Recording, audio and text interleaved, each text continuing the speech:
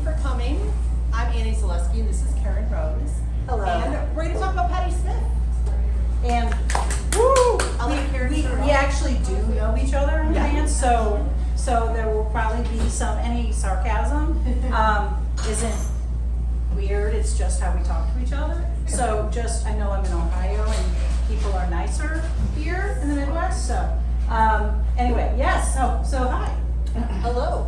Do you want to say anything before we get started? No, not really. Wrote a book. You wrote a book. I wrote a book of Patti Smith. How did this happen? And that's what I want. That should be the first question. How did you come to write this book? Well, as you may remember, we were working on Women Who Rock. Do we have the visual aid? We were working on this great book with a terrible name, Women Who Rock, which is 150 profiles of 150 female musicians, written by women journalists, illustrated by female artists, and the editor of that book, Evelyn McDonald. I wrote 5 essays in that book.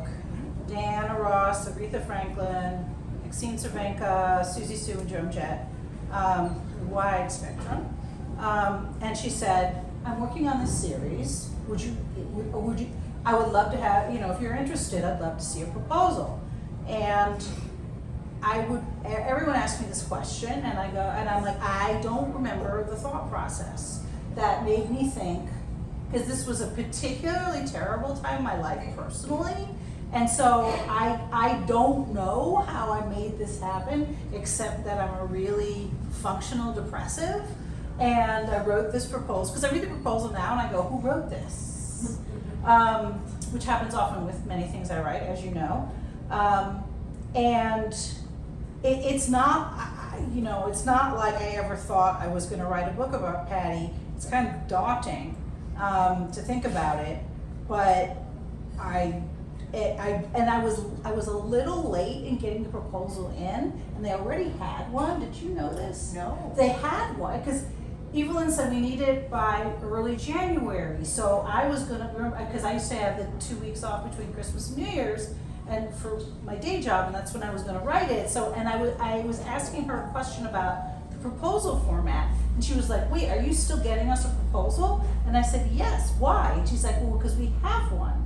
And I said, well, should I continue? And she said, yes, absolutely. So I have no idea who I beat.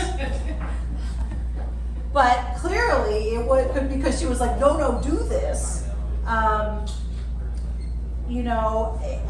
really glad I did. It's one of those things, I say this in the acknowledgments, that I have this habit of saying, I'd like to do a thing. And then I do the thing, and then I'm really surprised at the end of it that it's done. But so it's a thing. I get a lot of questions about writing advice at these things, so that is a thing I will say that there is power in saying I'm going to do a thing, because then you have to figure out how to do the thing, or you're going to have a conversation with yourself about how you didn't do it. Well, and that's, you talk in the book about how basically you discovered Patti on Saturday Night Live. So you have decades and decades of Patti knowledge. So where did you even begin then to kind of start to put the book together? Because why Patti Smith matters, there's so many reasons for that. But how do you even begin? What was your process? So this is where you and other writers will hate me, because I always knew that moment that I opened the book with about the 2008 New Year's Eve show, I always intended to start with that. Or I kept saying I'm going to start with it, and then I kept throwing it out and trying other things. Originally, I really wanted, the proposal was more thematic, but the proposal format, as you know, Annie is writing a book about the B-52s for the same series, is organized differently. And I really wanted to try to organize the book the same way, but I couldn't make it work. I didn't think that thematic organization, I thought it did her a disservice it didn't show the entire length of her career and the sheer breadth of it. So once I realized I kind of have to do this at least semi-chronologically, then it was just what do I have to cut? Because everything can't go in here. So you did research, I know, at the New York Public Library as well, and you have a lot of personal research and knowledge because you've seen Patti a lot then. What else went into kind of researching this then? So if you're working on a specific project or you have a book contract, the New York Public Library will let you use one of two offices in the building, and you can keep your stuff there. You have a shelf with your name on it. You can keep your books there. You have to bring, if you want any of the reference books, you have to bring the slip to the main reading room, but they will deliver it to you. It was great. It was like, I always felt like I want to say Hogwarts, but it was like a magic door I would go into, and there's thousands of tourists, and it's in the main building, the building with the lions, and there's thousands of tourists in there every day, because it's a beautiful, beautiful building, and they have a bathroom, and they have phone booths. They have old-fashioned phone booths, which I swear is the most popular thing in the library. And they just also, these people try to go into every door. So what I used the library for was your microfilm, because there's a lot of stuff that I needed that was on microfiche. I am old enough that I remember doing school papers using the microfilm in the library. There's stuff that's not online, like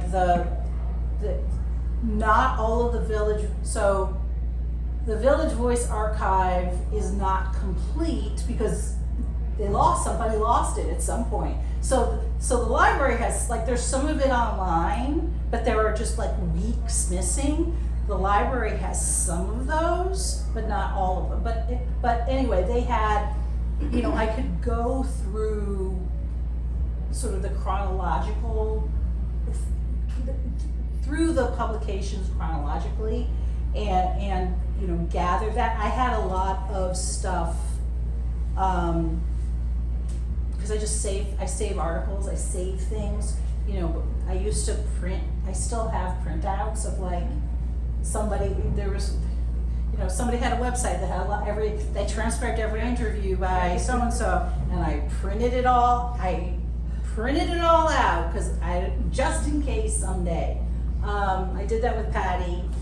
They also have all of her early chapbooks, which are hard to find, expensive if you do find them. And I could just sit with them, I could just sit with them. It wasn't one and done, which is a lot of what you end up doing, and as you know, in a research situation. And they also have some notebooks of hers that my understanding is somehow Robert Mapplethorpe's last boyfriend had them and he sold them to the library. So there's a notebook from Dream of Life. And it's really interesting because I spent at least a week and a half with these notebooks, but I only quote for them once. It was really valuable to me to see it, and it helped reinforce some of the things that I thought, or helped me come to conclusions about ideas or notions I had. But it was less, I wouldn't, if anything, I wish I had more time with that books, and I would, the next time in New York with time, I would go sit with them again. Just having all of it and being able to sit with it and immerse myself in it. And it's funny, today on the Twitters, people were talking about the most important thing you can do as an artist is give yourself time to think.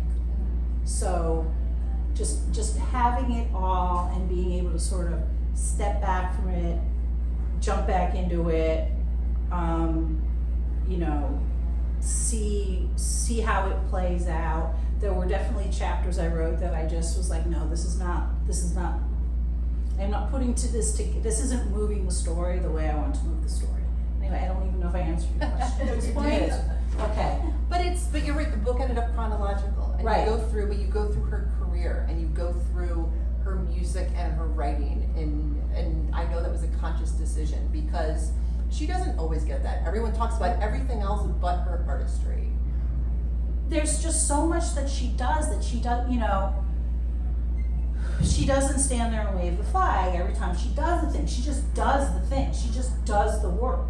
Whereas, you know, someone, a man could cough and there'd be like, oh, let us interpret his cough. What does the cough mean? You know, she writes all these introductions to books. And it's not just like, oh, this is a book, you should read it. She spends a lot of time. You can tell by reading it how much time she spent researching it and thinking about it and writing it and rewriting it. You know, like Andy Muehlmeister, the fashion designer, was very influenced by Patti. And Patti, she has this like 1,000-page seriograph of her work. And Patti wrote the introduction to it. And again, it's like one of those things that I'm so glad I had exposure to it, but like it's a line. It's a line in the book. But and again, it's one of those things where I think she's doing these things.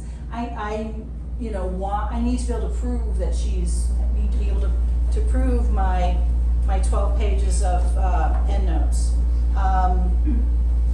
It's really funny that I keep getting reviews from men that say the book is not well researched. I roll my eyes every time. Yes, you do.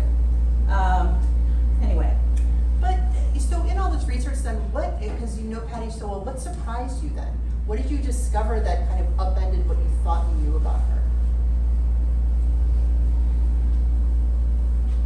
it's an interesting question. I think I was surprised by. I ended up being surprised by how much work she has done. You know, again, like the dozens of introductions to anything, like, you know, she wrote an introduction to a new edition of Little Women that came out after the movie came out, because she always loved Little Women, so you didn't know. You know, there's a William Blake book that comes out, she writes an introduction. She's friends with the artist Lynn Davis, who takes, every time I describe this, I sound like an idiot, but it's like very large natural things like icebergs or the pyramids. And she has written several introductions to her books of her work.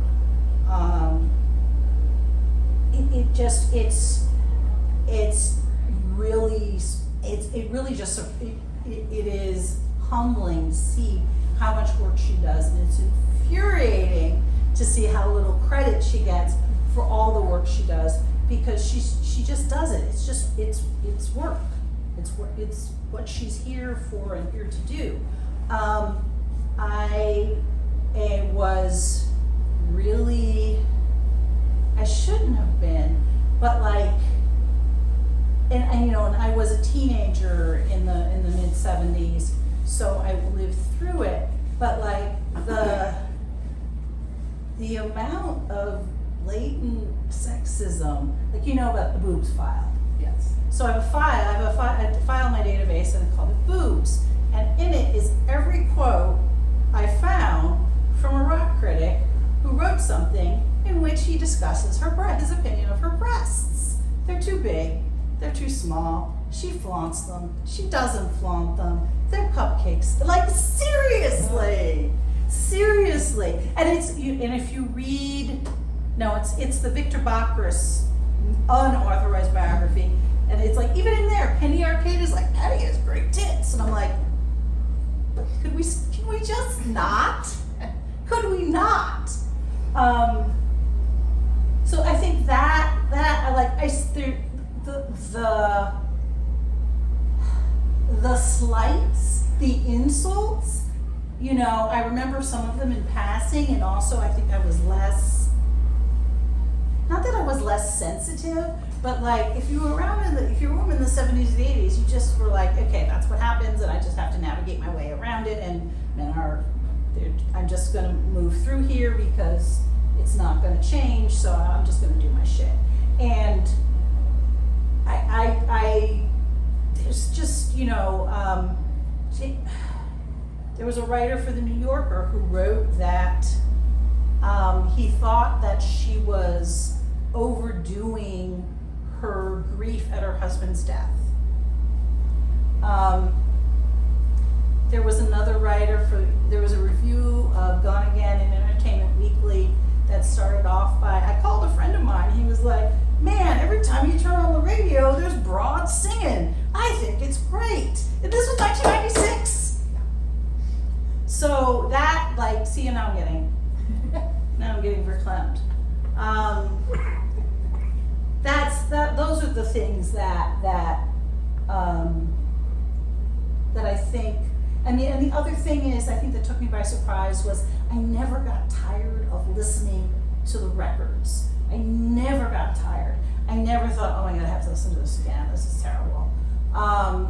It was just such a joy to keep hearing it and still be inspired by it. And I can't necessarily say that about everything I've ever written about it, so. And that's so interesting to me, what you described is that, reading this book, it impressed upon me that she could never do anything right. She Nope. was basically, when she decided I'm gonna take some time off and raise the kids, there was something wrong with that, and then people criticized her for that. And then when she came back, oh, you're back, and it's like she couldn't do anything right, even when she was doing, following her muse. And it's striking and infuriating that that's a through line even till now. Yes, and it's still, how many women artists get asked who's taking care of the kids? Right. Yep. No one ever asks, I don't know, Mick Jagger who's taking care of all of his kids. He has a young one. He has a toddler. I know. But no one, or I think you might have seen this. Somebody's like, every time Joan Jett does an interview, she is required to answer about Kim Fowley being a predator, but no one ever has this conversation with the former members of Led Zeppelin. None of those 70s artists have to answer to any of that. And it's, why was she not a first ballot Hall of Famer? Exactly. Why was she not? Why did it take? We know why, and we know why she finally got in. And sorry, I'm going to assume that everyone here is on the same page. I do this; it's annoying. I'm sorry. She was inducted the same year R.E.M. were inducted, and that was not a coincidence to me or to anybody else who was paying attention. That I'm pretty sure Michael Stipe was like, well, if you want us in. Yep. Yeah. Right. Because the Sex Pistols had gotten in, Blondie had gotten in, a lot of other people had gotten in, and they just kept passing her over. And even then, fucking Left Sets was like, she shouldn't be in, only people on the coasts like Patti Smith, and she's not cute. And Nancy Wilson, they're cute. They should get in. These are things that people get paid to write and are thought of as great pundits and great thinkers. All I was doing was violently agreeing with you, which is a thing every day. So, Caryn, that is why we are at your book event, not theirs. Okay? Just saying. Anyway, yes. I lost my train of thought. I do that So, too. in addition to the research, you did interviews, but you were very select about the interviews you did. Talk about your thought process, Sure. who you chose to interview and why. So I actually hoped I was going to talk to a lot more people. But nobody wants to talk about Patti Smith on the record, good or bad. Now, why is that? They are afraid that they will say something that will upset her. I know this because this happened to me. I worked on a bunch of Joni Mitchell stuff, longer than that, like 5 or 6 years ago. And it was the same thing. They're like, all these people, like, surely you will give me a quote. And no, they don't want to go on the record. They're terrified they will say the wrong word or the wrong thing. So all these people were just like, nope. And I could, it was also one of those things like, I could get a bunch of quotes from famous people, but they're going to give me canned quotes, and they're going to, that they've thought about for 3 weeks, and I can spend all my time chasing famous people to give me quotes about Patti Smith, or I could actually just do the work. I really wanted to talk to. There are a handful of fans that I've met over the years that I would have liked to get their perspective. Same thing. Everyone's so terrified that they're going to say something and upset Patti, so they don't want to go on the record. And now, is that because of respect of Patti, or do you think, or just fear of No, other not people? fear. Respect. Okay. I mean, there is definitely a. So one of the things that I did do before I started the book was my publisher. We composed this sort of like old-fashioned letter of introduction and sent it to her people like, hi, Caryn Rose is working on this book under our auspices. This is what is interested, this isn't an academic book. The University of Texas is an academic press. So one of the things that is part of these books is they go through peer review, which means they give the manuscript to 2 independent experts who then have to write a paper about why they think it should be published or not. And that's what happens with academic work, all kinds of academic work. And it's one of the things that distinguishes the series, or they like to think distinguishes the series. And basically it was like, Caryn's doing this book, please let people talk to her. Because I was never trying to. Everyone's like, why don't you talk to Patti? And I'm like, it's called Why Patti Smith Matters. That is, like, artists have a view of their legacy that they see and they want to protect or promote or advance. But that's not the same as how the culture views them. And that's my job. And it has to be, you can discuss how that person, the difference between how we see them and how they see them, but it's not like, I'm not trying to be friends with the rock stars. I just want to do I want to do my work. I don't want to have to be even subconsciously thinking, is this going to upset someone? Am I going to lose my access, the access I don't have? But I mean, so, it's like I sent Lenny, I've sent Lenny things over the years, and Lenny K. Yeah, Lenny K. Sorry, Patti's guitarist, Lenny K. Thank you. And I wrote to him at the beginning of this, like, hi, I'm working on this and I'd love to talk to you. And Lenny sometimes just doesn't answer his email when he doesn't want to answer. And I was like, okay, it's not that he didn't get it, it's just Lenny sometimes doesn't answer his email. And I'm actually okay with that, because that would have just taken the book in a different direction. And these are supposed to be 40,000 word books. This is the biggest book in the series. This is 52,000 words. It was originally more than that. We had to cut it. We came to an agreement on how long it would be, based on the content. So I didn't get, I didn't have all of those interviews, which was okay, because I had plenty of other stuff. And then when I did want things, like Teresa Karyakis, who was a photographer who was really important in the LA punk scene, I was able to get a quote from her talking that sort of set the scene for what it was like for Patti in the West Coast, because West Coast punk and East Coast punk are very, very different things. There was one night where I was working on the manuscript, and I'm like, there are many different stories about how J.D. Dougherty came to join the band. And I was like, okay, that is the dumbest thing ever. And I know J.D.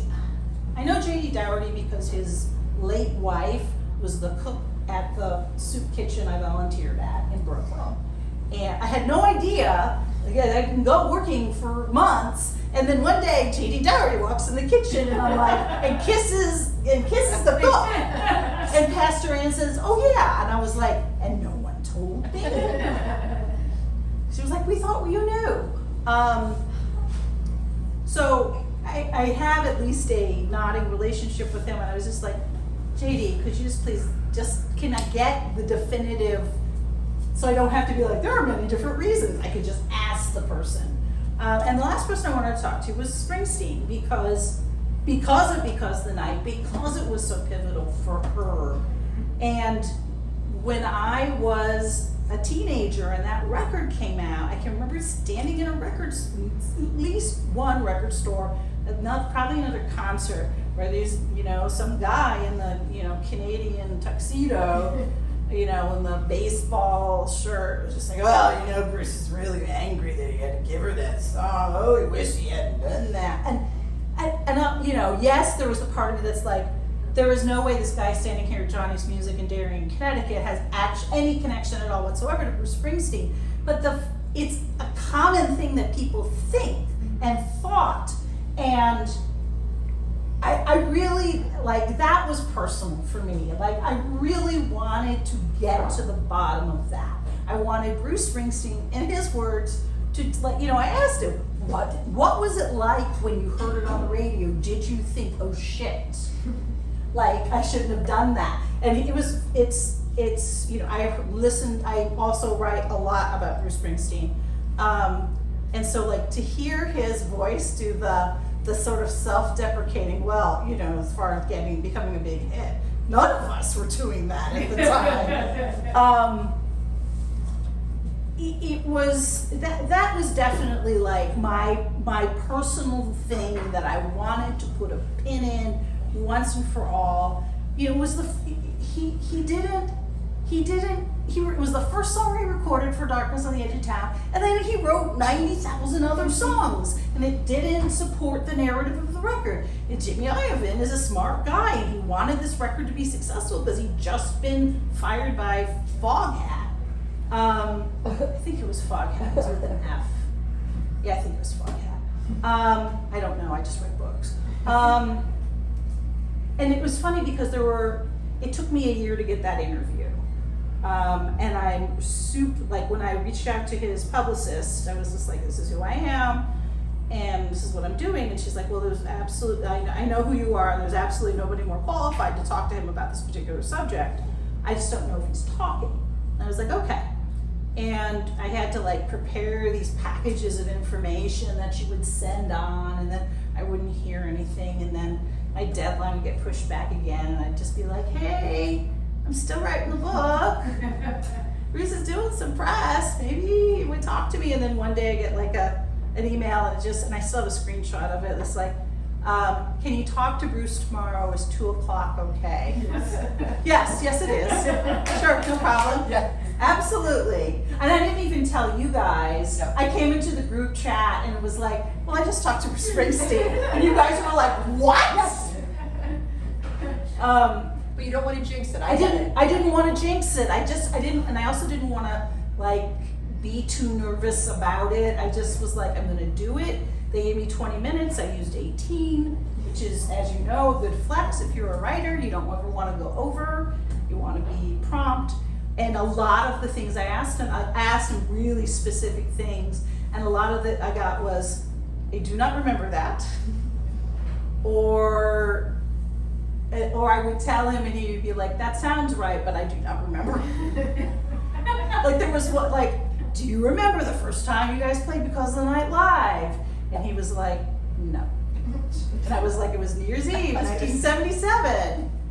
No. It was Hilly Crystal's CBGB's theater. It used to be the Anderson, which was an old Yiddish vaudeville theater. He's like on 2nd Avenue. I'm like, yes! And he's like, kind of more familiar, but I don't really remember. And I'm like, there are pictures, I will send them to your publicist. He's like, I would like that, thank you. So I was able to get that definitive thing in there, so she gets the credit, because there are still people I wrote a piece for Backstreets Magazine about the inside baseball of the phone call. Backstreets Magazine is a magazine that just talks about Bruce Springsteen. If you don't know, there is a magazine that just talks about Bruce Springsteen.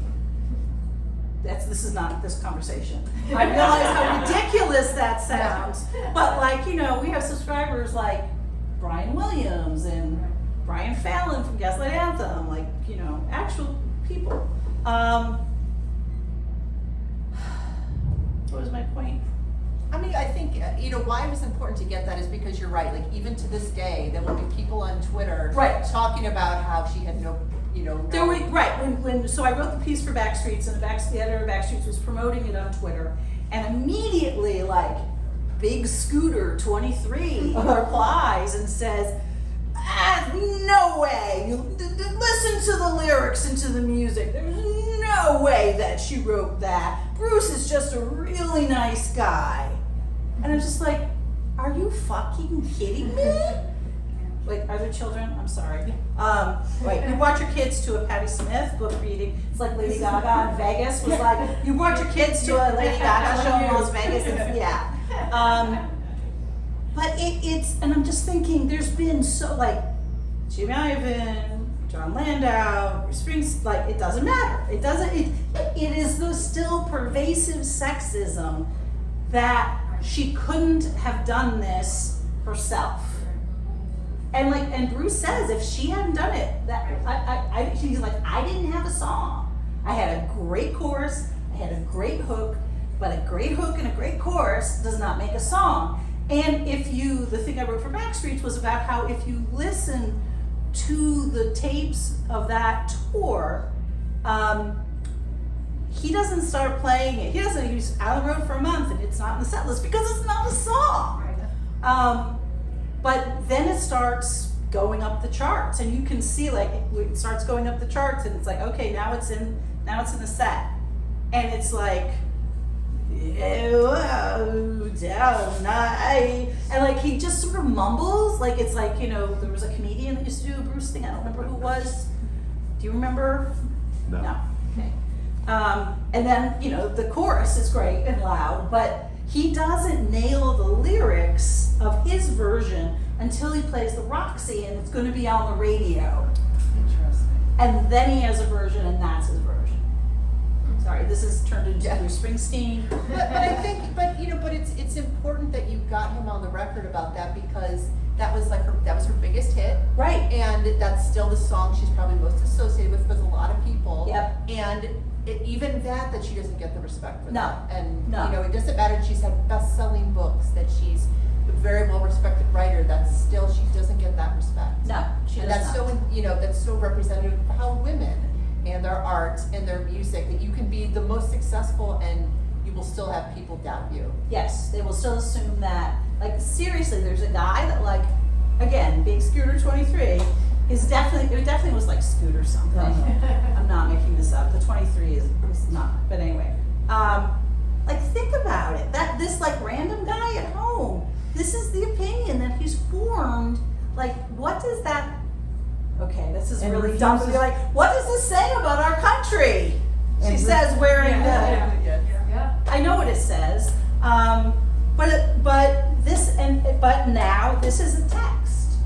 This is now a text.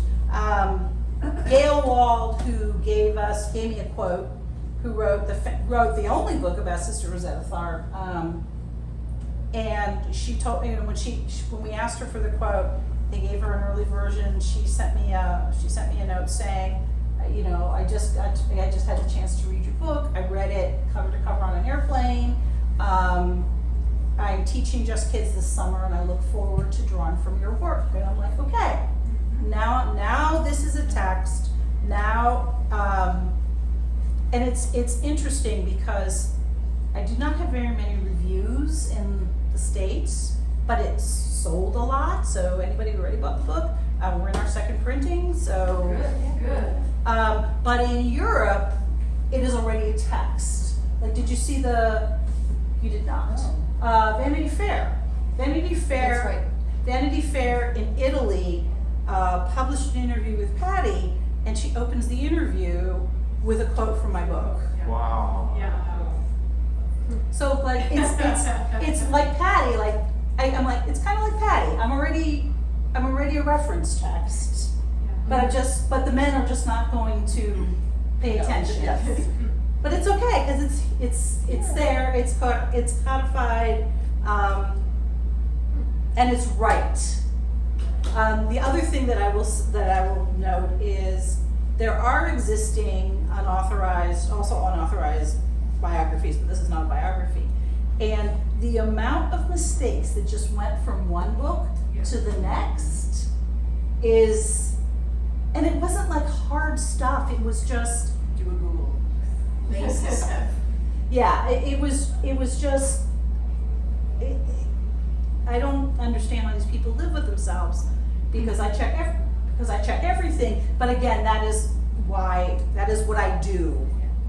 That is the Caryn, that's why you hire Caryn Rose to do something. I'm a Virgo, I understand. Yes. So how did you kind of address and acknowledge, because Patti does have so many texts of her own, how did you manage incorporating that into your book and not? Because, because she has the musical path and the literary path. How did that fit in for you? So literally, the early draft of this said, she moved to New York and she writes about it really well in Just Kids. And if you haven't read it, you should go read that and then come back. And Casey, our editor at University of Texas Press, sent this back to me going, "You cannot say that." I was thinking, why does, and it's funny, one of the pieces of one of the peer reviews I got back was like, there's a lot in here about Patti's time in New York, and it's very well written and very engaging, but I'm not sure you need it. And I'm like, or horses, the section of the book on horses. I think I literally wrote something like, and she went in the Electric Lady and she recorded horses. Because what could I possibly add to the discourse on horses? Every word that could be written about horses has been written. But Evelyn was the one that really got on my case about that and was just like, this is why we're hired you to write this book. Could you write the book? And it's funny how many comments I get about that particular chapter. So every word has not been written. Again, another piece of advice to other people who fancy themselves as or want to be writers. Even if you fancy yourself as a writer, you should do that. Did I answer your question? Well, I think I went on down a different path. Because Just Kids is just such a totemic book, and everyone, is a bestseller, and she has so many other things. So how do you incorporate that then? Because obviously they weren't going to let you get away with just saying, just go read Just Kids and come back. So the thing about what I did with that was take pieces of Just Kids that I thought were pivotal, and then expand on them. Things like how she met her manager Jane Friedman. She was introduced by somebody that they met at the Chelsea Hotel, and that's not necessarily called out in Just Kids. It wasn't like I had to fact check Just Kids because she's very, very good with dates. But there were the things where I'm like, what did she not talk about? And there were some of those things I couldn't run down. Like she talked really briefly about working for Steve Paul, who was this sort of impresario in New York in the 60s. He managed a club called The Scene. And he really wanted to sign her to a record deal. He wanted to manage her. He wanted to put her in a band with Rick Derringer. What? Yes. What? Yeah. All right. And I would really like to have known more about what that was like for her, and because there are little bits of stories out there that you can scrape around and find, but instead, I since I couldn't go that way, I wanted to sort of go to the part about the reason she does a lot of the things she does the way she does them, is a lesson that she decided was important, which was to not take more from a situation than she deserved. So when she did the reading at St. Mark's Church, and everybody wanted to offer her the world because they saw her talent, and she was, you know, she didn't want to be in a band with Rick Jarringer. She knew that wasn't right. She didn't want Steve Paul to manage her because the type of career he had in mind for her was not what she still wasn't sure what she wanted to do, but she knew she didn't want to do that. People offered her parts in movies.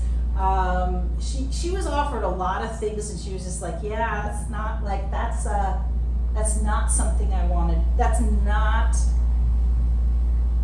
She didn't want to take advantage of the situation, and she talks about this in Just Kids about how. I'm going to blank on this, so I'm going to look it up. I'm going to look it up, and I'm not going to be able to look it up because I don't remember where things are in my book, and I don't have an index. Crazy Horse, the Indian chief, he had tattooed a lightning bolt on the back of his horse's ear that was to remind him to not take too many spoils in battle. She got a similar tattoo on her knee to remind her of the same thing. I was going to wait till she died, and then I decided that I deserved it. That's a theme with her. It's still not answering your question. This is a fascinating conversation. But I think that is good because Okay. you know, when you look at her career, you know, she's done things or done unexpected things that people be like, why are you doing that? Like, you're hurting yourself. But she was always following what she thought was right, what she wanted to do. And she was trying things, and you could do that back then. You know, she did this series of dates at this club called Reno Sweeney's, which was sort of like the heart of the cabaret revival in New York City in the early 70s. So think like Manhattan Transfer and Peter Allen and Bette Midler after the Baths. There weren't that many places to play in New York at the time, so you kind of played wherever you could get a gig. But she was like wearing like a silk blouse and a feather boa and doing I Get a Kick Out of You. Like she didn't know. She was just trying things. And you could do that then without like 90 people filming it and putting it on the internet. That's another thing I envy her. I say this in the book, like I envy the ability to live in New York City for very little money and just be able to work part-time and live, and the sort of being able to like make mistakes in public, you know, or not mistakes, try things, just try things. How does that spirit live on in kind of what she's doing today then? Because obviously she's still a working musician, busier than ever, writing. Her energy is kind of amazing. So I would say like the direct descendants of that are Substack and her Instagram presence. Because, you know, she ended up on Instagram because there were so many Patti Smith impersonators that she needed to have a presence, and her daughter helped her, and there was no way of knowing if she was going to take to it, but she loves it. She just loves it. And then, you know, the Substack where she does these videos where she's like, let's play What's on Patti's Desk. Here's this. Oh, I have this little bell with Rumi on it and with a whirling dervish. Oh, then her cat jumps on her, and I'm just like, this is the most amazing thing ever. And she really revels in it. I always find it so, this is gonna sound kind of stunning, it's really adorable because she's always like, thank you to my subscribers. Thank you. I want to say welcome to my new subscribers, and a special thank you to my life. And it's just, you know, who knew? She's not putting, you know, I was having a conversation with my German publisher. The book's being translated into German. Oh, cool. About it's coming out next fall. And he's like, maybe she'll have a new record, and I'm like, don't think that's going to happen. It's because the thing that takes her the longest when she puts out a record is the writing. So and people aren't buying her records. You don't buy records anymore, so why spend your energy on that? But she has been doing these records with Soundwall Collective, which are kind of like experiential field recordings, and she's reading the French poets over it, and they're all themed and they're geographically precise. Like the one from about Rimbaud is field recordings from Ethiopia, and it's improvisational, which is in her wheelhouse. So she still gets to do the recording and the new music, but she's not having to put out a Patti Smith record. And I completely forgot what question you asked. Oh, I just said how, Yes. basically her spirit of experimentation, Yeah. and answer that. Yeah, like she'll she figured out how to do the shows from Electric Lady.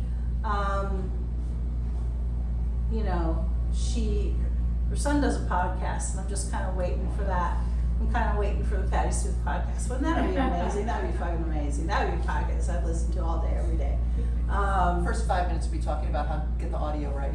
Yes, and then Cairo will jump up on the on the desk and bat at the thing. And does anybody else worry about what happens when we lose Cairo? Man, I'm not looking forward to that. It's an old cat. It's the last one left of the trio. Okay. What time is it? I just want to make sure we're not. We have 10 minutes. Do you have Yeah. anything else, or should we take some questions? Does anyone have any questions? Oh, yeah. Okay.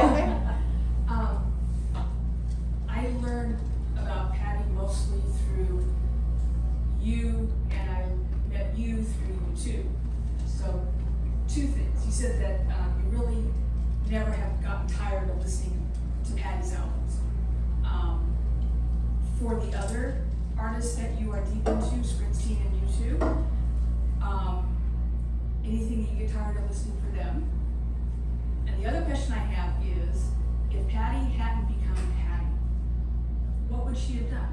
Do we have any sense of what she would have done if she hadn't become a musician and a singer-songwriter and what she does? I think she would have become some kind of artist because she couldn't have done anything else. And in the 70s, again, you didn't have to you didn't need a lot of money. So you didn't have to be careful. You didn't have to be careful. yeah, you could, so she definitely would have left, she always would have left Deptford because no one wants to live down there. She would let, 10 minutes from the Pine Barrens, no one wants to live down there.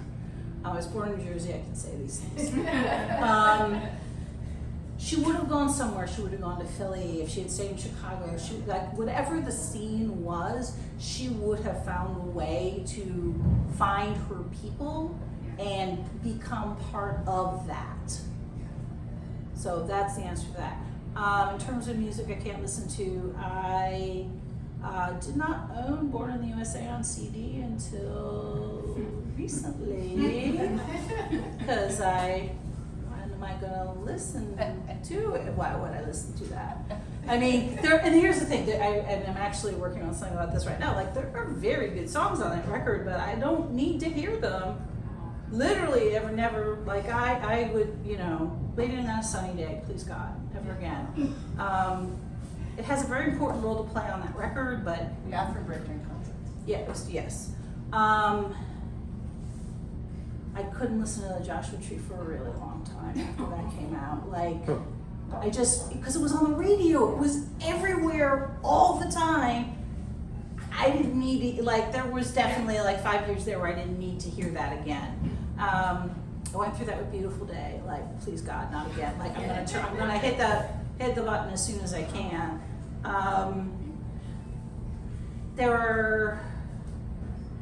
But I do go through it. I do definitely go through phases where I listen to things a lot and then I can't listen to it. But then you come back to it. I mean, I remember going to see Dylan in mid-90s. And I went to see him and I was like, okay, I'm not interested in what Bob's doing right now, but that's okay, because he's Bob Dylan, and I'll just come back in a year and he'll do something else. And that's how I kind of learn to appreciate music, it's kind of foreign to people now. Like, oh my God, I like this record. Okay, maybe you like the next one. Right. Go back and listen to all the records you do have. Right. Like, this isn't a death sentence. Right. And that's the thing I think is missing from, one of the many things I think is missing from modern fandom, is this, are you really in it with this person? Mm-hmm. Like, are you in a relationship where you, like, because if you are, then you can give them a mulligan, or you can come back, or you can take a break, and but They're it's, still there. right, but it's also, I mean, I could talk about this for a really long time. It's like, how much of this is your identity, and what does it mean if you're not listening to that person all the time? I don't think it's healthy. People who say that they listen to nothing but Bruce Springsteen, I don't have anything to talk to with those people. I don't. Or like Bruce Springsteen adjacent. Like, I'm always like in a queue with somebody that's like, so do you like Joe Grusecki? And I'm just like, no. No, I do not. I'm from Pittsburgh. I know. I would take it personally. All right, who else has questions? Anybody else? Hi. I have a question. I'm curious what your thoughts are on, kind of like moving forward with everything that you said about how Patti continuously, like, she does the work, but the lack of acknowledgement, and how that has been something that's had a lot of continuity, unfortunately, throughout her career. So how well set up is Patti and people she surrounds herself with to, like, maybe this is morbid, but after she leaves, to keep the narrative about the type of person she is and the incredible work she's done? Like, how, what should that look like, and do you know if that process has started, or if those conversations have been had? So I know that, I'm guessing those conversations have been had, because all of her letters to Robert Mapplethorpe are in the Getty in LA, and they're embargoed until she dies. Oh, wow. I will be on a plane. May it be many years in the future. I think she is somebody who thinks about these things. There are, she has relationships with people she trusts, with her literary agent, her former manager. I wish, I'm sure she had these conversations with Lenny Kaye, who's really sort of an invertebrate archivist in his own. What I hope she is thinking about, like, where the Patti Smith Library should be. What I'm sure she's in conversations about where her papers will go.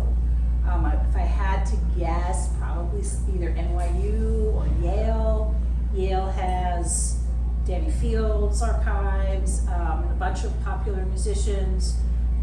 Janet Hamill, the poet, who's a childhood friend of hers. She was her editor on Just Kids, and all of Janet's papers are at Cornell. So I think she's probably I'm sure she's in conversation. I am sure somebody has had conversations with her about this, but I'm not worried about. I trust the people around her implicitly, so there isn't going to be like a Liz Presley situation or a Doors situation where stuff will get misused. And her kids are so involved in her work that I think she's in good hands. But it's a very good question, which I have not thought about. So thank you for making me think about it. But off the top, did I answer your question? Yeah. Okay, awesome. Thank you. Anybody else?